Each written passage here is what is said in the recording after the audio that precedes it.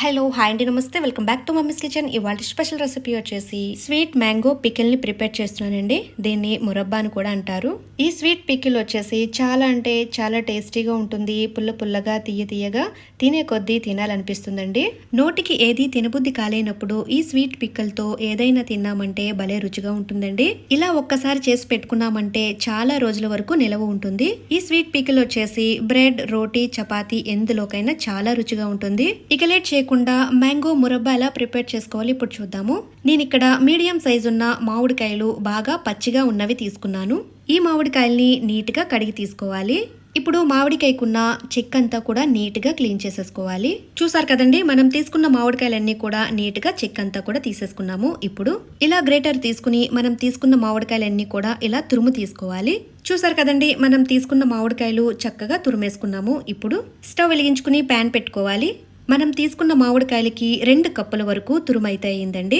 ఇప్పుడు ఇందులోకి బెల్లం వేసుకుందాము. 2 కప్పులు మామిడికాయ తురుముకి 2 కప్పులు బెల్లం వేసుకోవాలి. స్వీట్ ఎక్కువ తినేవాళ్ళైతే 3 కప్పుల వరకు వేసుకోవచ్చు. అలాగే 1 కప్పు పంచదార, 1 కప్పు బెల్లం అయినా వేసుకోవచ్చండి. ఇప్పుడు స్టవ్ ని లో ఫ్లేమ్ లో పెట్టుకుని బెల్లాన్ని కరిగించుకోవాలి. చూసారు కదండి, బెల్లం చక్కగా కరిగి మామిడికాయలో ఉన్న వాటర్ అంతా కూడా రిలీజ్ అవుతుంది.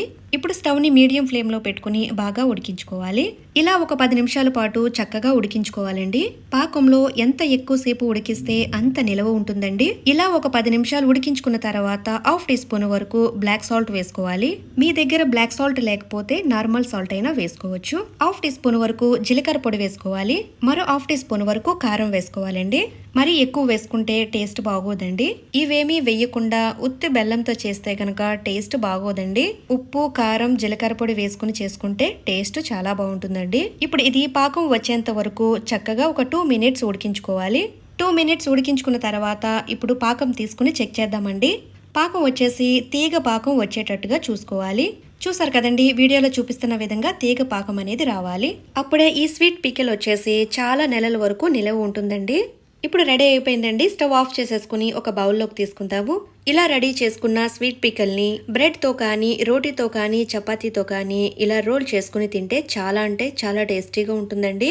పిల్లలకి ఇలా ప్రిపేర్ చేసి ఇచ్చారంటే చక్కగా తింటారు. పూర్తిగా చల్లారిన తర్వాత ఏదైనా గ్లాస్ జార్లో తీసుకుని స్టోర్ చేసుకుంటే చాలా నెలల వరకు నిలవ ఉంటుందండి. ఈ మ్యాంగో స్వీట్ పికల్ని మీరు కూడా ఇంట్లో తప్పకుండా ట్రై చేయండి. రెసిపీ నచ్చినట్లయితే లైక్ అండ్ షేర్ చేయండి, సబ్స్క్రైబ్ చేసుకోండి. మరిన్ని స్పెషల్ వీడియోస్ కోసం బెల్ ఐకాన్ ప్రెస్ చేయండి. Thank you for watching mummies kitchen Telugu.